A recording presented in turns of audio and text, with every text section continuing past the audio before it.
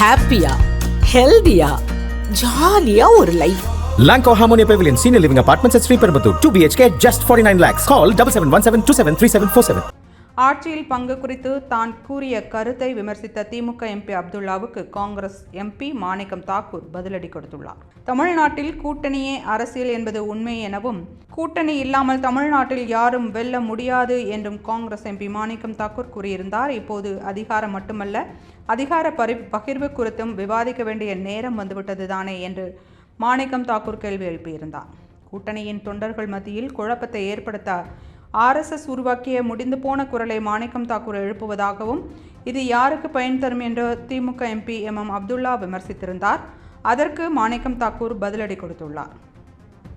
ஆட்சியில் பங்கு என்பது காங்கிரஸ் பேச்சுவார்த்தை குழுவின் தலைவர் கிரிஷ் சோடங்கர் கூறிய கருத்து என்றும், அதுவே காங்கிரஸ் கட்சியின் அதிகாரப்பூர்வ நிலை எனவும் மாணிக்கம் தாக்கூர் திட்டவட்டமாக கூறினார். முன்னர் திமுகவுக்கு தனி பெரும்பான்மை கிடைக்காது என காங்கிரஸ் முடிவெடுத்து விட்டதா என்ற மாணிக்கம் தாக்கூர் கருத்துக்கு மார்க்சிஸ்ட் கம்யூனிஸ்ட் கட்சியின் மாநில செயலாளர் பே. சண்முகம் கேள்வி எழுப்பினார். இப்போது திமுக எம்பியும் மாணிக்கம் தாக்கூரை விமர்சித்திருப்பது அரசியலில் பரபரப்பை ஏற்படுத்தியுள்ளது.